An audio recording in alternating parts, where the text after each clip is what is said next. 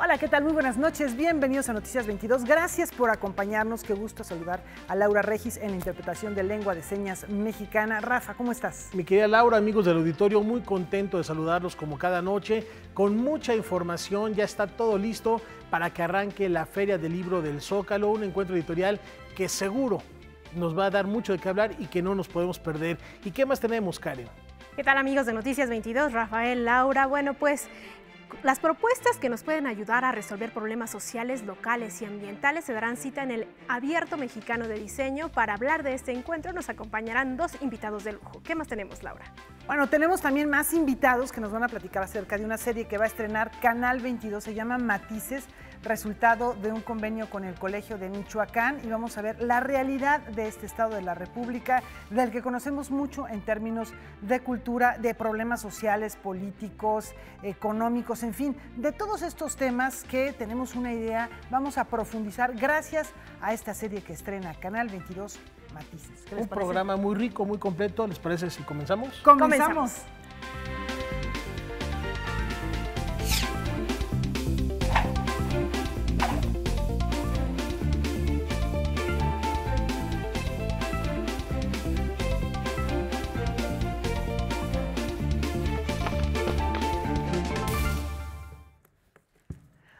Bueno, estamos a un día de que inicie el Festival Internacional Cervantino, así que vamos calentando motores, compartiendo con ustedes los detalles de la presencia de la India, que es el país invitado en esta fiesta del espíritu. Es un panorama lo que les vamos a presentar de tradiciones milenarias y de su integración, de la integración de este país en el escenario internacional. Veamos. Mexico and India are very far away from each other, but we are very similar. The people are similar, the food is similar, the history, both countries have a very long history. So, but people do not know about India and Indians do not know about Mexico. So it is very necessary for Indian culture to showcase in Mexico so that people know about India and they can visit India.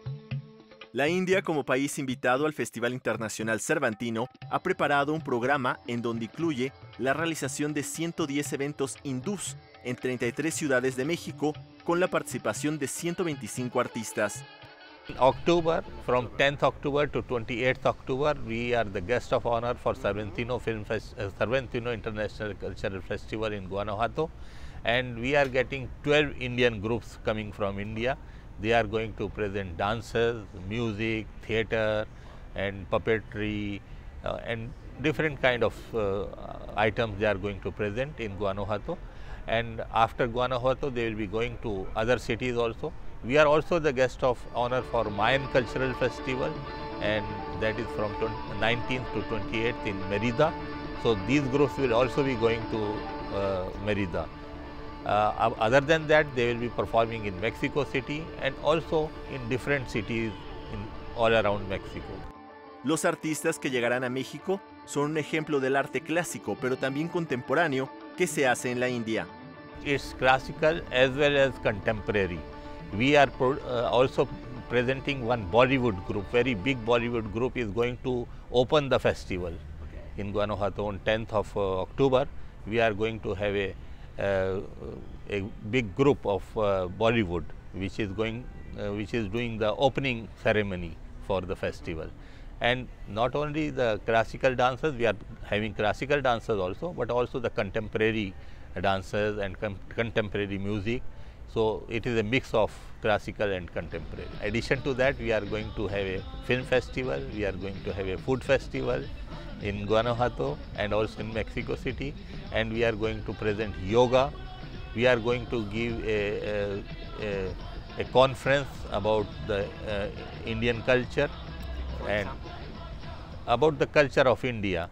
So there will be some conferences about the history and culture of India. Yes, during that period in Guanajuato. And also we are going to have an exhibition and exhibition on India, and also we will have a Casa de la India, where we will have Indian food, Indian textile, and there will be sale of Indian items also. Noticias 22, Alberto Aranda. Bueno, hay que estar al pendiente porque algunos de los acontecimientos, de las presentaciones que hay allá en Guanajuato, van a también viajar a otras partes de la República. Ojalá que tengan la oportunidad de darse una vuelta por allá, o ya les diremos dónde los pueden encontrar en otros sitios. Y ahora nos vamos al Zócalo capitalino, Rafa, Karen. Así es, en vistas de que todavía no nos podemos ir a Guanajuato, me llama mucho la atención esta cuestión que comentaba el agregado cultural de la India, de las similitudes que hay entre ambas naciones, hasta la manera de comer. Él hablaba de estos condimentos, la comida picante. El picante es muy tradicional en ambos lados del orbe, y ahí está el ejemplo que hay que estar muy al pendientes del mismo y celebrar esta vasta cultura. Y ya luego entraremos en problemas fonéticos otra vez, indios, hindúes, vamos, en fin. Y además interesante porque la India participa en el Festival Internacional Cervantino desde 1979 y es la primera vez que está como invitado de honor. Pues ahí está otra importante pretexto para acercarnos, y para estas cuestiones de la fonética y la ortografía hay que leer, Karen. Hay que leer. Hay que leer. La Plaza de la Constitución se viste de letras. Derechos y libertades es el lema de la 18ª edición de la Feria del Libro del Zócalo. Con las letras del Caribe ocupando un lugar preponderante, invitados como Peter Greenaway, la ecofeminista de la India Vandana Shiva, los escritores Horacio Castellanos Moya, Wendy Guerra, Juan Villoro, Lina Meruane y la feminista Silvia Federici, entre otros, la Feria Internacional del Libro del Zócalo llega a su 18ª edición del 12 al 21 de octubre. Un tema fundamental son los derechos y libertades, en una reflexión contemporánea donde, digamos, los derechos y las libertades se han ido ampliando, se han ido naciendo nuevas ideas de en qué consisten los derechos y las libertades en el mundo contemporáneo. Y eso abre una reflexión muy amplia. Pienso, por ejemplo, en el ecofeminismo, ¿no? Es decir, viene una activista de la India que habla de los derechos de la tierra. Después tenemos otra dimensión que es otra barra temática, que es los 50 años del 68, que va ligada, pero que tiene su propia dimensión, y que dentro de la feria tiene un espacio muy importante. En el contexto de la feria hemos reunido también la reunión de Ciudades y Gobiernos Locales Unidos, CGLU, que es un organismo internacional al que la ciudad pertenece. En el marco de la feria se entregarán los premios Elena Poniatowska de novela a David Toscana por su novela Olegaroid, de poesía joven Alejandro Aura a Freddy Israel Villanueva Martínez por su poemario William, el iberoamericano de minificción Juan José Arreola a Agustín Monsreal, así como el premio al mérito cultural Carlos Monsiváis, el Rius del libro Historieta y el internacional CGLU Ciudad de México.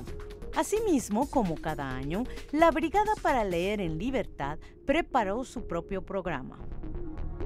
Precisamente el 68 es, digamos, que uno de los ejes rectores de esta feria y de esta Brigada para Leer en Libertad de este año. Es el 68 y además visto por diferentes personajes. Vamos a traer a Tariq Ali. Tariq Ali es quizá una de las voces más importantes en el mundo, no solo como politólogo, no solo como cineasta, escritor, sino además nos va a contar su 68 y vamos a regalar un libro de él.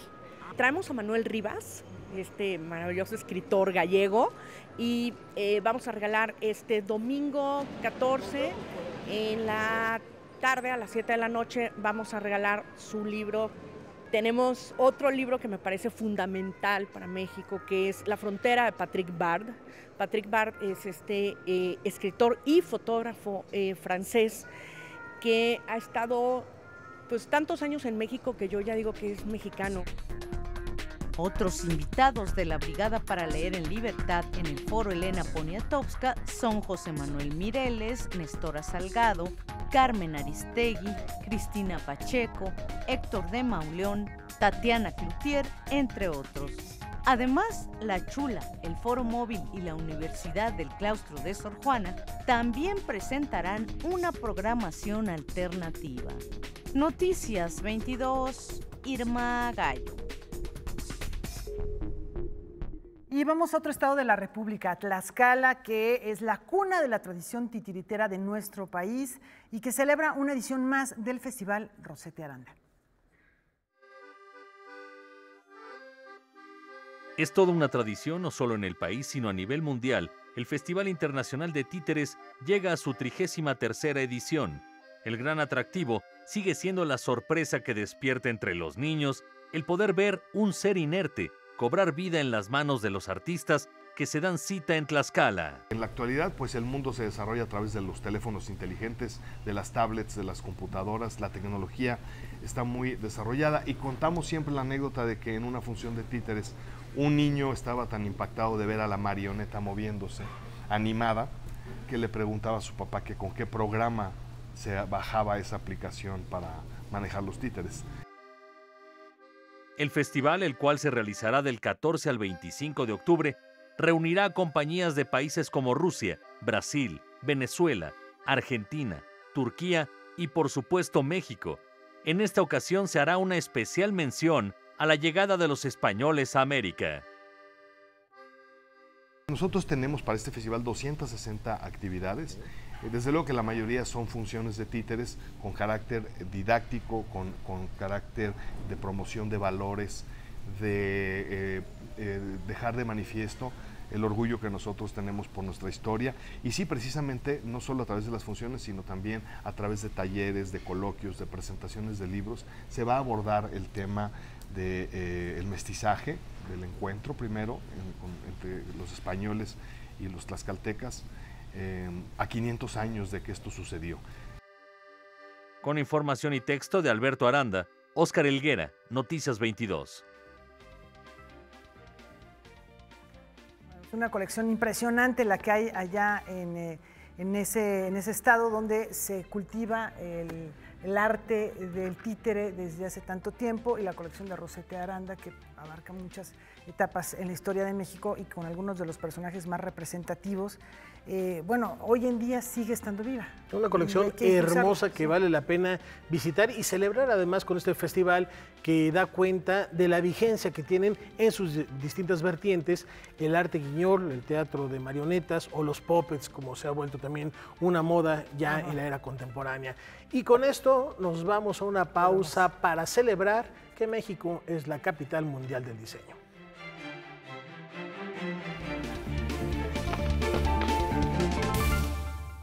Continuamos aquí en Noticias 22 y ostentando su nombramiento como capital mundial del diseño, a partir de mañana la Ciudad de México y los recintos del Centro Histórico volverán a ser sede del Abierto Mexicano de Diseño, y para platicar de este encuentro se encuentra conmigo Emiliano Godoy, consejero de este festival. Emiliano, muchas gracias, bienvenido. Muchas gracias por la invitación. Bueno, me gustaría comenzar la entrevista con algo fundamental. ¿De qué manera el diseño nos puede ayudar a resolver quizás problemas sociales, ambientales, locales, porque también tiene un papel social esta actividad?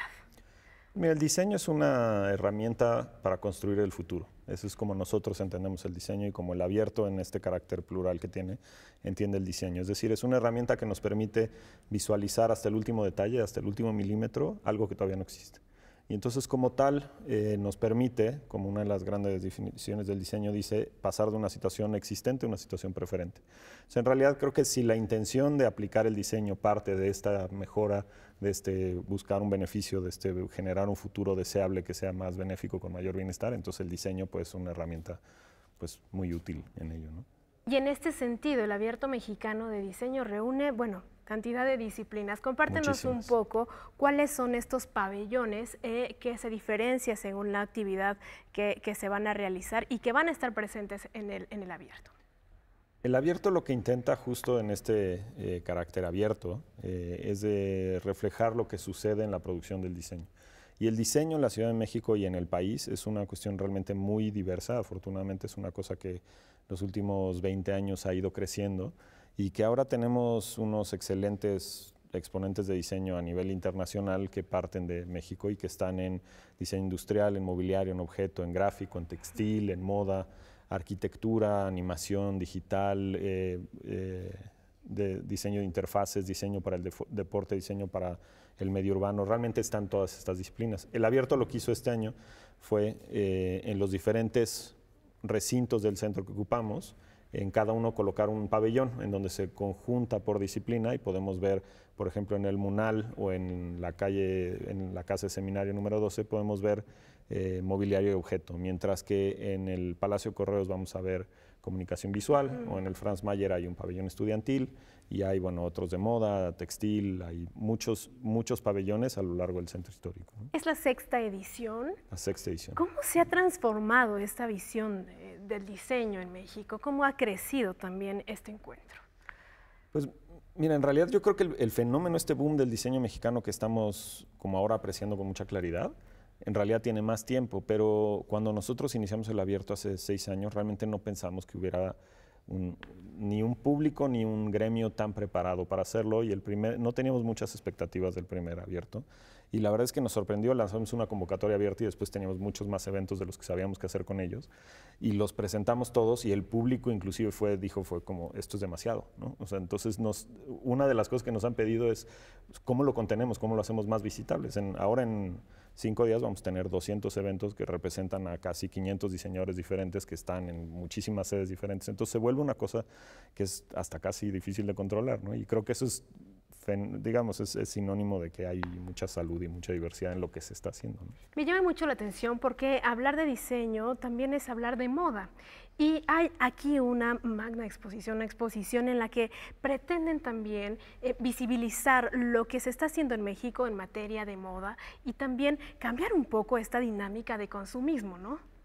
Pues mira, la moda como que tiene unos ritmos muy particulares, yo diría en 2 niveles. En un nivel tiene una alta velocidad, o sea, es una disciplina que tienes que estar generando 2 colecciones o 3 o 4 colecciones al año, y eso hace que los diseñadores de moda están realmente como con un ritmo muy veloz comparado, por ejemplo, a industrial o arquitectura, ¿no? Y mucho de esto se presenta en desfiles, y eso genera un tipo de producto y un tipo de relación con la moda muy particular, y gira en torno como a cierto tipo de productos que funcionan bien en esas pasarelas. Y justo lo que intentó hacer el abierto es abrir un espacio diferente, un espacio en donde hay cabida para muchos tipos de moda y muchos tipos de entendimiento del vestir y de entendimiento del mundo de la moda que no necesariamente pasan por la pasarela ni que son una derivación de la alta costura. Entonces creo que realmente lo que vamos a ver en la librería Porrúa, que está en el centro al lado de Templo Mayor, va a ser una muestra de moda muy singular y que refleja un mundo de la moda que creo que no vemos normalmente reflejado en las revistas o en los medios, ¿no? También van a hablar, por ejemplo, de esta cuestión de las bicicletas, de esta forma de diseñar áreas verdes, de diseñar formas de transporte menos contaminantes. A ver, yo creo que la Ciudad de México es un lugar en donde tienes que hablar de movilidad y tienes que hablar de transporte y tienes que hablar del espacio público.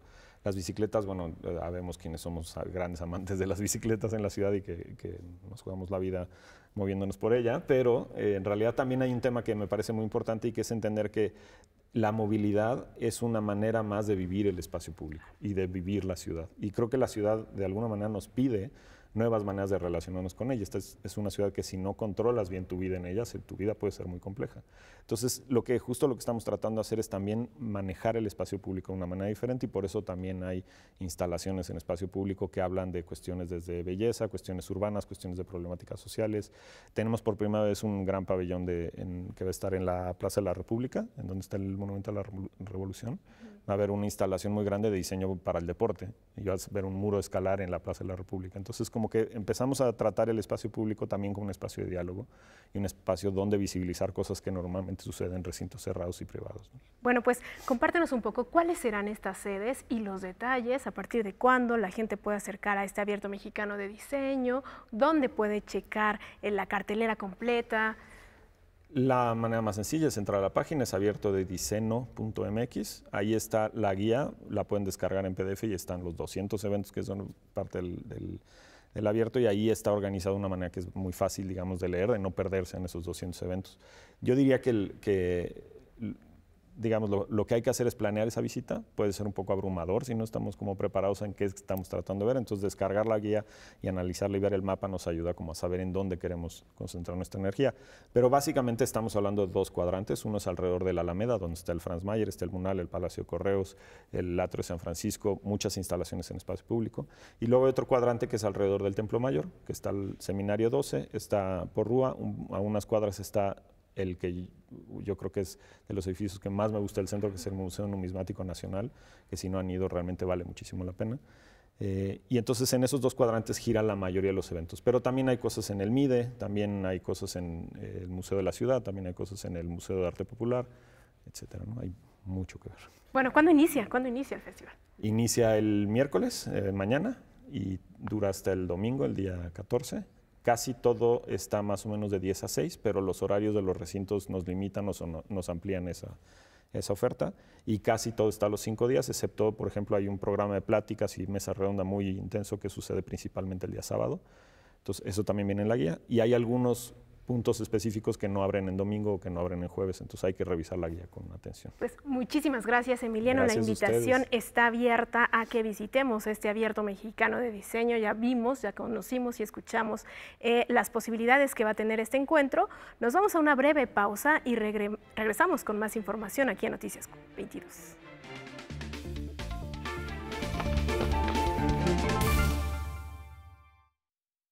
Y continuamos con los ecos del 50 aniversario del movimiento estudiantil de 1968, y con su nueva novela Esa luz que nos deslumbra, Fabricio Mejía Madrid se ha propuesto quitarle las estatuas al movimiento estudiantil y devolverle su dimensión más humana.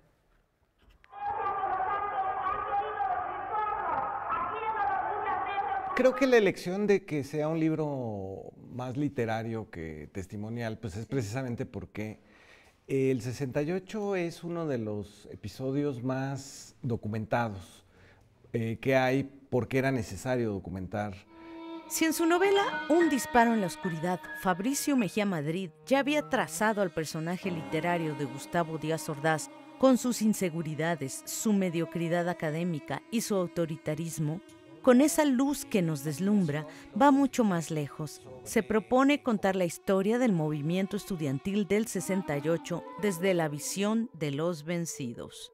Yo nací ese año y me interesaba sobre todo captar vía la novela cuál era el ambiente, cuál era la sensación de ser joven en esa época, y eso es lo que intento en la novela. Y hay, digamos, un tratamiento literario de pues la poesía de Efraín Huerta, que era muy leída en esa época por los estudiantes, de los textos de revueltas, de las ideas de revueltas, y de otras cosas. Hay por ahí metida una canción de Simon y Garfunkel, una canción de los Rolling Stones, un poema de Allen Ginsberg, que está, digamos, tratado dentro de la novela como parte, digamos, del lenguaje de la época, ¿no? Elena Poniatowska, autora de La noche de Tlatelolco, presentó Esa luz que nos deslumbra junto a Fabricio Mejía Madrid. Es una novela sobre el 68, quizá es la primera novela que lea yo sobre este libro, porque salieron los admirables libros de Carlos Monsiváis, que siguió durante muchísimo tiempo escribiendo sobre el 68. Fue un tema que él jamás dejó. Por eso yo creo que esta novela viene a llenar un hueco.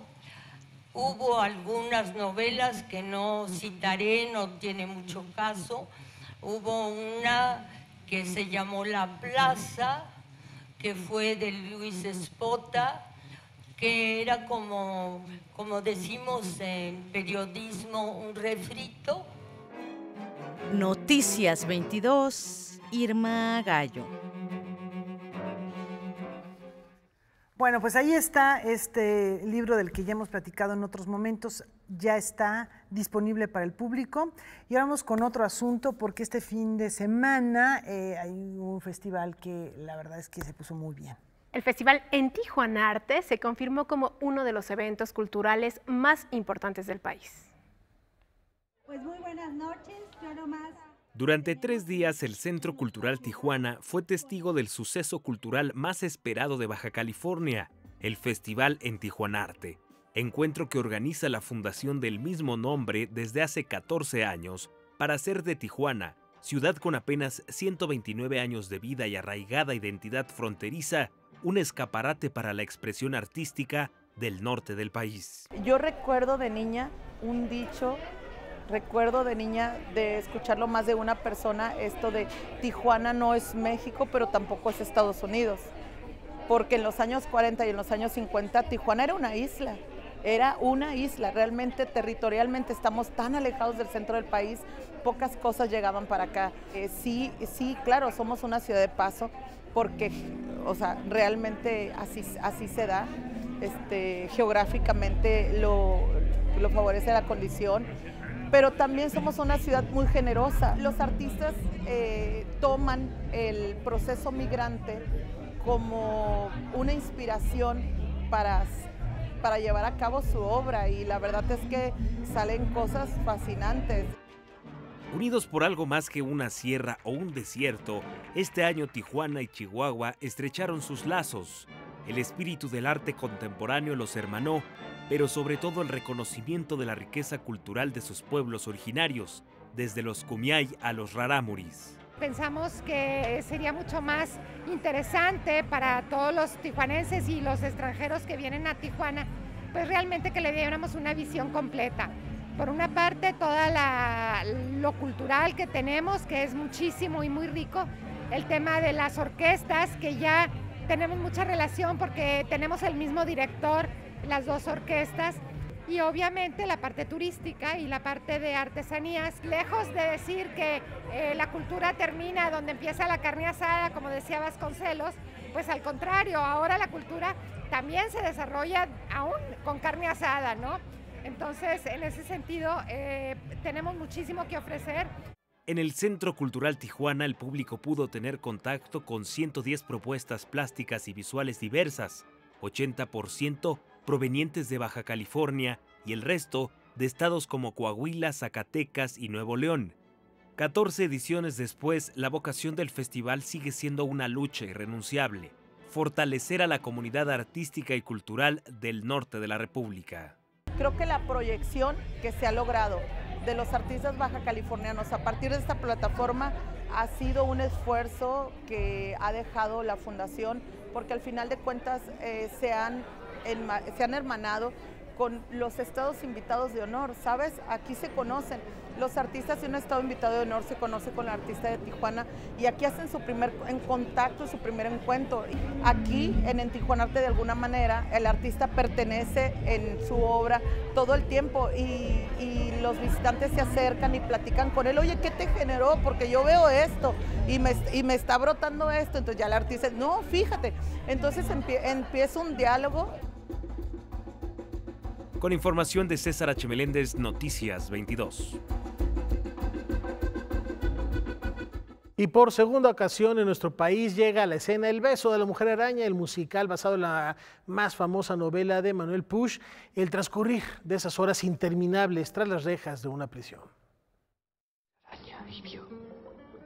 El beso de la mujer araña es una novela del escritor argentino Manuel Puig, publicada en 1976, que relata la historia de dos presos que conviven en la misma celda, uno político y otro homosexual. Que de entrada el libro de un autor argentino como Manuel Puig, después lo hacen película, después hacen la obra de teatro sin música, y después en Nueva York lo mandan buscar a él para comprarle los derechos y hacer la musical para Doña Chita Rivera. Esta historia, prohibida en los años 70 por la dictadura militar argentina, fue llevada al cine en 1985 por el director Héctor Babenco, protagonizada por Sonia Braga, William Hurt y Raúl Julia. Basándose en esta historia, John Kander y Fred Ebb crearon un musical del mismo nombre, representado en todo el mundo, obteniendo el premio Tony en 1993, pero no se ha vuelto a reponer. Y nosotros somos los primeros en hacerlo, y me encanta porque hasta cierto punto es muy rico poder tener un proceso creativo libre. de pronto cuando vienen las reposiciones y vienen como hay obras que están montadas en Broadway y de pronto adquieres los derechos, pues a veces te exigen hacer una réplica. Y eso es padre en algunos musicales, pero yo creo que esta obra es muy rico, todo el proceso y toda la construcción que ha llevado y que hoy nos tiene aquí a todos, como lo pudieron ver, felices y muy ansiosos de que este proyecto se estrene ya. La acción arranca con Molina, imaginando la visita de su actriz favorita Aurora, cuando invaden su espacio arrojando en su misma celda a Valentín, con evidentes muestras de haber sido torturado brutalmente. Una celda, 2 presos, un homosexual, un militante revolucionario y un Estado capitalista que practica el castigo disciplinario para aplacar la disidencia y fortalecer un discurso y una política de clase. Es un texto complejo. La verdad es que es un musical, tiene muchas ventajas, pero esas mismas ventajas lo convierten en un reto grande. Por ejemplo, es un musical que tiene escenas de texto muy fuertes, con mucha tensión dramática y números musicales muy luminosos, muy alegres, y esa combinación hace que sea muy atractivo para el público, pero también requiere un elenco que sea capaz de manejar bien esas dos formas. Las escenas actorales con el peso dramático que requieren y los números musicales con el canto, el baile y todo lo que implica. Las horas interminables y el hacinamiento lo soportan pensando en sus mujeres. Para Valentín es su novia Marta, para Molina, su madre y Aurora, la mujer araña. Enganché muy rápido con el núcleo emocional de la historia, esta noción de que cualquier cosa que suceda en la realidad la podemos amainar o la podemos bloquear con base en el escape a la ficción, es algo que a mí como artista y creo que a cualquier persona que se dedica al teatro es un gancho muy fácil. Además de, bueno, toda la realidad social, política que la obra maneja, que tristemente es muy aplicable a la realidad que vivimos en nuestro país, alrededor del mundo, en nuestra Latinoamérica. Y pues bueno, creo que la obra tiene un discurso tristemente atemporal en ese sentido, siempre va a ser relevante y siempre va a ser muy necesario que como sociedad y como artistas hablemos de estas realidades. Bueno, esta historia se presta a muchas interpretaciones y a muchas plataformas, como lo ha sido el cine, como lo ha sido el teatro, el musical. Tiene una historia interesante que nuestro compañero Salvador Perches ha repasado. Claro que sí. Bueno, pues vamos con la segunda parte de los avatares de esta novela emblemática que, entre otras cosas, permitió a Arturo Ripstein dar sus primeros pasos en la escena teatral. En una isla tropical. Aparentemente, la figura del homosexual representa la feminidad y la de Valentín la masculinidad. Sin embargo, en el devenir de la historia, las representaciones van mutando y se complementan entre sí. Que está muy rica traducida, está vigente, tiene esta parte que puede ser a veces coloquial, pero también tiene, es un texto en donde se hace muy digerible, pero no pierde peso. Cada una de las palabras tienen toda esa intención que necesita la obra para contarse y además pudieron ir haciendo ajustes durante todo este montaje. Entonces, realmente ha sido un trabajo. Es menester recordar que en febrero de 1983, El beso de la mujer araña se estrenó en el Poliforum Cultural Siqueiros en versión no musical, dirigida por Arturo Ripstein con las actuaciones de Héctor Gómez y Gonzalo Vega. Todo el proceso creativo es nuestro. Entonces en esa producción no habrá pantallas, no habrá proyecciones, que si recuerdas, en aquel entonces era como muy impresionante esas proyecciones. Y ahora hemos visto muchas cosas con muchas proyecciones y además con tecnología nueva y con lo mejor. Y es muy padre y es muy lindo, pero nosotros quisimos hacer algo diferente.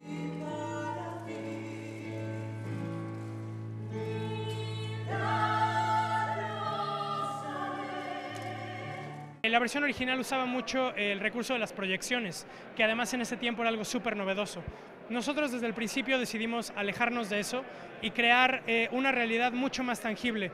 Nuestra prisión va a ser una prisión invasiva e inmersiva. La idea es que la gente siempre se sienta parte de esta realidad y que entienda por qué Molina tiene la necesidad de escapar de ella. El beso de la mujer araña se presenta de jueves a domingo en el Teatro Hidalgo. Cuando llegó el libreto a mis manos, pues entendí que Dios me había mandado una joya de las que cualquier protagonista de teatro musical hubiese querido tener, y me tocó a mí. Estoy muy agradecida, me siento muy afortunada, he trabajado mucho para ello, hemos ensayado arduamente, yo me preparé desde el día que Juan me lo propuso hace un poquito más de un año, dije vamos con todo. Pues hay para todos los gustos aquí, la verdad es que la composición musical es maravillosa, y no solo la de la música para bailar, sino que auditivamente es muy hermosa. Creo que nunca me imaginé lo que había comprado, a pesar de conocer la historia, a pesar de conocer, de escuchar la música muchas veces. Nunca me había enfrentado a decir, de esto va, pero una vez ya en el camino, o sea, de wow, sí. Pues es una caja, esta obra llena de sorpresas, es una caja de Pandora. Con información y texto de Salvador Perches Galván, Óscar Helguera, Noticias 22. Y del beso de la mujer araña nos vamos a recorrer el mundo con una carrera de caballos que se anuncia en la ópera de Sydney y el mundo de Harry Potter, que está más cerca de lo que se imaginan. Bob Dylan reescribió y dibujó 60 de sus canciones. El trabajo final se exhibe en la Galería Halcyon en Londres, bajo el nombre Mondo Scripto. La exposición, que junta únicamente 10% de la retrospectiva que verá la luz el próximo año en China, reúne las letras escritas a mano por Dylan entre 1962 y 1976. Al lado de estas aparece una ilustración a lápiz con la que enseña su maestría en el dibujo. Además, se puede ver escultura y cuadros que muestran la América que ha inspirado al compositor. Las velas de la Casa de la Ópera de Sydney fungieron como lienzo para promover una carrera de caballos en Australia, a pesar de que se hizo una petición para detener la campaña. El recinto es considerado Patrimonio de la Humanidad, por lo que la sociedad se organizó y entregó una petición al Parlamento de Nueva Gales del Sur, en donde se informa que la publicidad no pertenece a la Casa de la Ópera, pues esta únicamente debe ser utilizada para promover valores universales. El mundo de los magos de Harry Potter se exhibe en Nueva York. La muestra, titulada Una historia de la magia, combina el folclore con la literatura y ofrece la oportunidad de ver artefactos históricos que se mencionan en las películas. Entre ellos se encuentran 20 dibujos de la autora J.K. Rowling, junto con objetos de las colecciones de la British Library y la New York Historical Society. Harry Potter, Una historia de la magia, se exhibirá hasta el 27 de enero en la Gran Manzana. Ahí está Harry Potter en Nueva York. Y antes de la pausa les informamos que el jurado del 5º Premio Internacional de Ensayo Pedro Enrique Sureña resolvió entregar el galardón por unanimidad al crítico literario argentino Noé Gittrich. En el acta del jurado reconoce una trayectoria de vida dedicada a la escritura, a la crítica y a la cultura hispanoamericana. La ceremonia de premiación tendrá lugar el próximo 14 de noviembre en la Sala Manuel María Ponce del Palacio de Bellas Artes. Y con esta información nos vamos a una brevísima pausa para que cuando regresemos recorramos y conozcamos los distintos matices de Michoacán. Ya volvemos.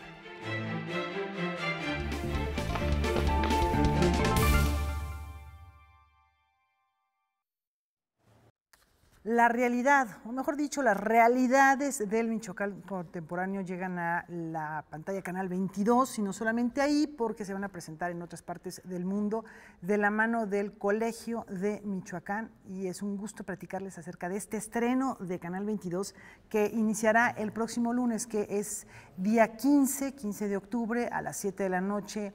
Desde ese día y a lo largo de 12 programas podemos descubrir muchos temas que tienen que ver con este estado de la República, del que tenemos noticias de todo, porque hay una cultura muy intensa, y por otro lado también hay problemas sociales y políticos de seguridad que sacuden a todo el país. Muchísimas gracias por estar aquí.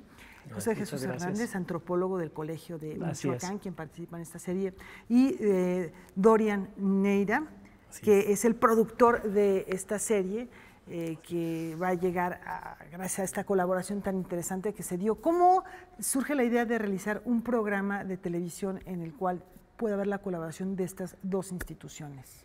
Sí, muchas gracias por la invitación. Estamos muy contentos de que nos reciban en Canal 22 y de que sean nuestros aliados en la transmisión de estos programas. Lo que pasa es que el Colegio de Michoacán es un centro público de investigación en ciencias sociales y humanidades Estamos por cumplir 40 años y tenemos una trayectoria muy consolidada en investigación, en formación también de docentes.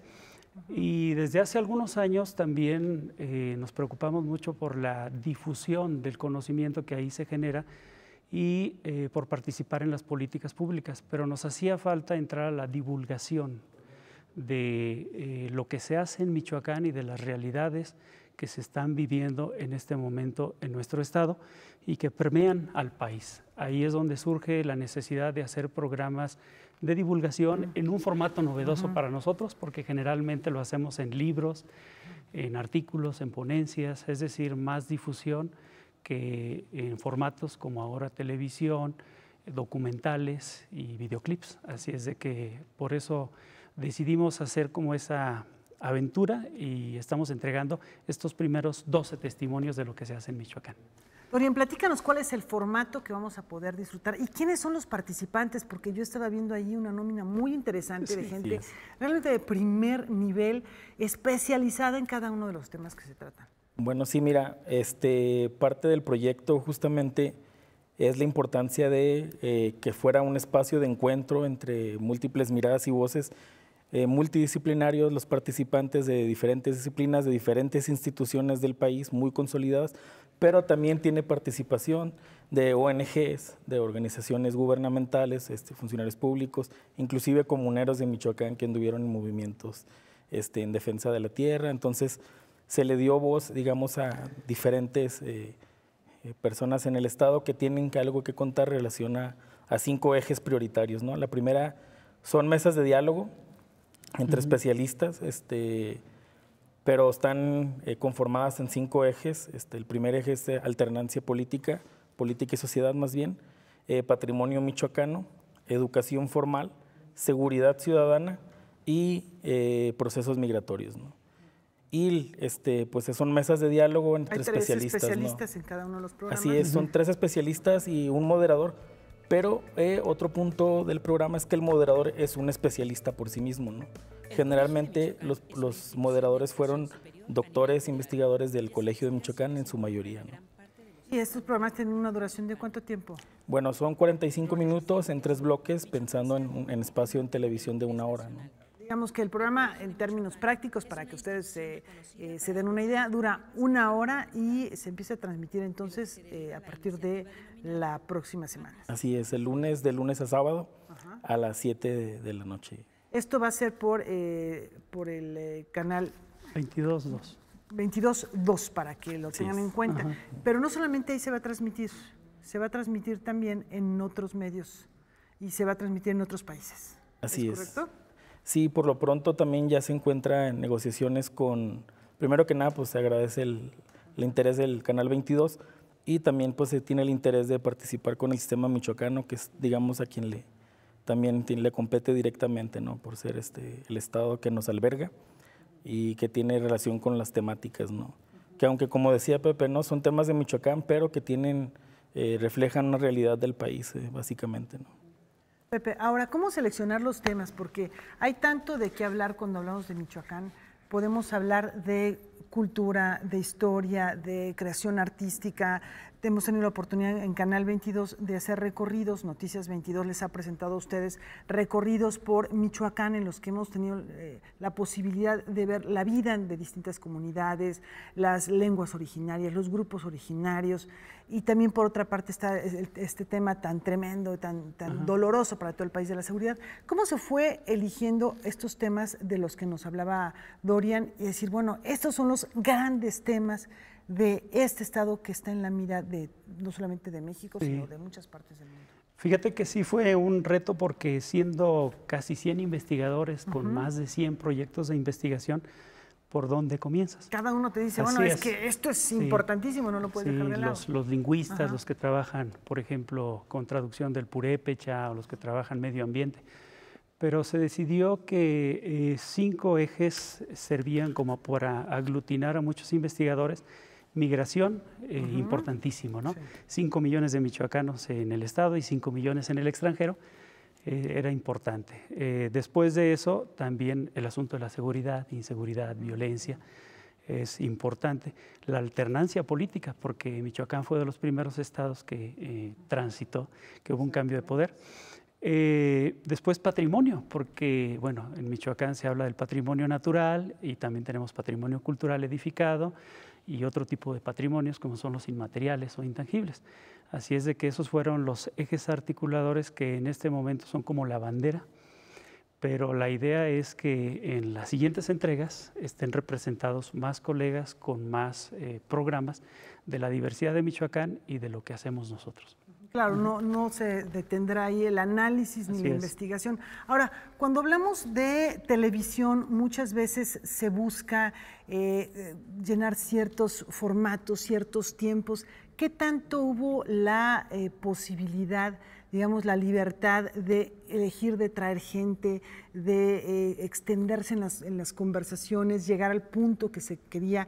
Porque no siempre es sencillo cuando hablamos de investigación, los investigadores, bueno, la verdad es que tienden a profundizar en temas que quizá para la gente no son tan accesibles.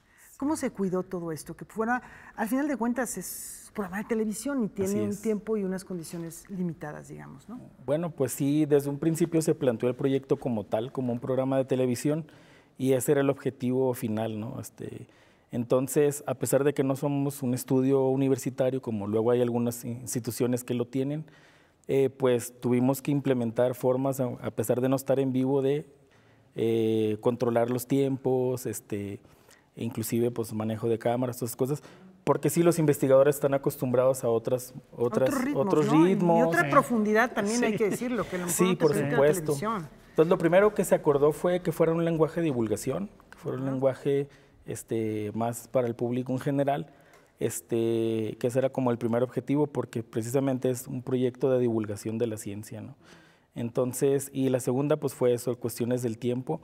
Y en cuanto a los investigadores que se invitaron, tiene mucho que ver con las redes que ya ha ido tejiendo el colegio a través de los 40 años, con instituciones del país y con instituciones internacionales, ¿no? Que es un trabajo que han venido haciendo tanto los centros de estudio del colegio como los propios investigadores dentro de sus labores diarias, y que se ven de alguna forma, se ve el resultado aquí en este proyecto colectivo, ¿no? Bueno, Pepe, como escuchábamos, realmente es un formato muy novedoso en el que veremos a especialistas platicando de una manera pues muy amable, muy directa, muy pensada para el público. Reiteremos la invitación para que la gente no se lo pierda. Realmente es un formato nuevo, una manera muy original de presentar el trabajo de investigadores de todo el país. Sí, los invitamos a que a partir del próximo lunes estén viendo esta serie de 12 programas a las 7 de la tarde en el canal 22.2. 22.2. Bueno, ahí lo tienen, un trabajo que realiza Canal 22 con esta institución de formación de investigadores y de divulgación del trabajo de especialistas en diversas ramas del Colegio de Michoacán. Bueno, continuamos con nuestra información, Rafa. Así es, mi querida Laura, muchas gracias, Pepe Dorian, mucho éxito. Bienvenidos a su casa, y es un honor de verdad poder celebrar la riqueza y la tradición de Michoacán, que tiene tanto que darnos, tanto que ofrecernos, y que de verdad cada vez que recibimos o que nos somos recibidos en esta entidad, ya sea por los festivales de cine o festivales de música que nos encantan y seguimos con mucho cariño, siempre nos sentimos en casa. Enhorabuena, y estaremos muy al pendiente de este proyecto de Matices. Y hay más información, Karen. Hay más información, un comunicado de la Secretaría de Cultura, la Diversidad Musical de México es puesta a nuestro alcance. Conozcamos de qué se trata la Musiteca. ¿Qué sería el mundo? A través de la Fonoteca Nacional, la Secretaría de Cultura puso a disposición del público la plataforma digital musiteca.mx, que muestra la diversidad musical y lingüística de México en una sola aplicación. La Musiteca se enmarca dentro de la Agenda Digital de Cultura que en los últimos meses lanzó la Mediateca del INAH y la plataforma Museos de México. Estamos aquí con gran entusiasmo para presentar a ustedes una nueva plataforma en el marco de esta Agenda Digital de Cultura, la Musiteca MX, una plataforma dedicada a difundir y apreciar nuestro legado musical. Es el resultado del extenso trabajo de profesionales, investigadores y creativos realizado a lo largo de más de 3 años. En musiteca.mx podremos encontrar una importante selección de música de concierto, música de las culturas indígenas y música de las regiones de nuestro país. Esta plataforma digital surge para dar a conocer, impulsar y recordar a nuestros creadores y para hacer que sus obras se conozcan en los nuevos públicos, se ejecuten, se canten, se disfruten. En la sección Música de las Culturas Indígenas se incluyen audios, fotografías, publicaciones y videos de 55 de los 68 grupos etnolingüísticos del país, mientras que en Música de las Regiones de México se cuenta con una muestra de 17 regiones y de 45 géneros tradicionales, algunos de ellos en riesgo de extinción. La Musiteca es un espacio vivo que de manera continua estará incrementando sus contenidos y ampliando su funcionamiento.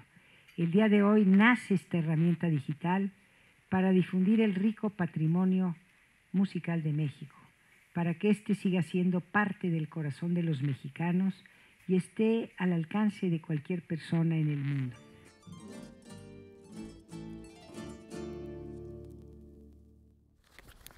Es un proyecto verdaderamente fascinante, ahorita lo estábamos comentando, el poder tener la música de nuestra tierra y desde la música de los pueblos originarios hasta los grandes compositores de todos los tiempos y mantener viva esta tradición, yo creo que es maravilloso y es una gran oportunidad. Cuanto antes descarguen esta aplicación, esta Musiteca que avala antropología, el Instituto Nacional de Antropología e Historia.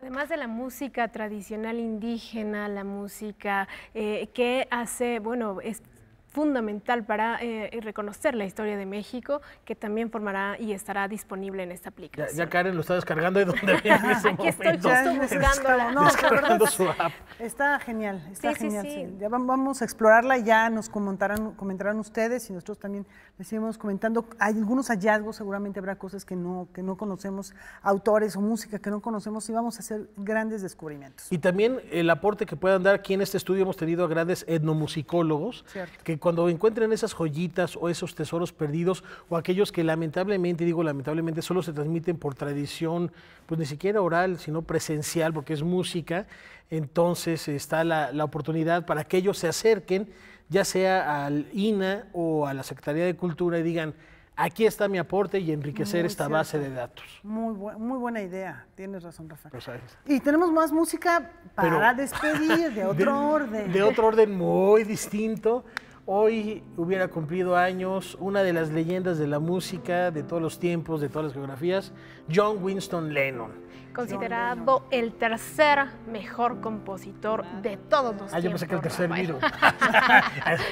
George Martin era el quinto Beatle. No, uno de los Beatles, el tercer compositor mejor de todos los tiempos. Hasta que llegó Yoko Ono. Y acabó con el cuadro. Bueno, pero por lo pronto disfruten esto y tengan muy buenas noches. Hasta mañana. Buenas noches.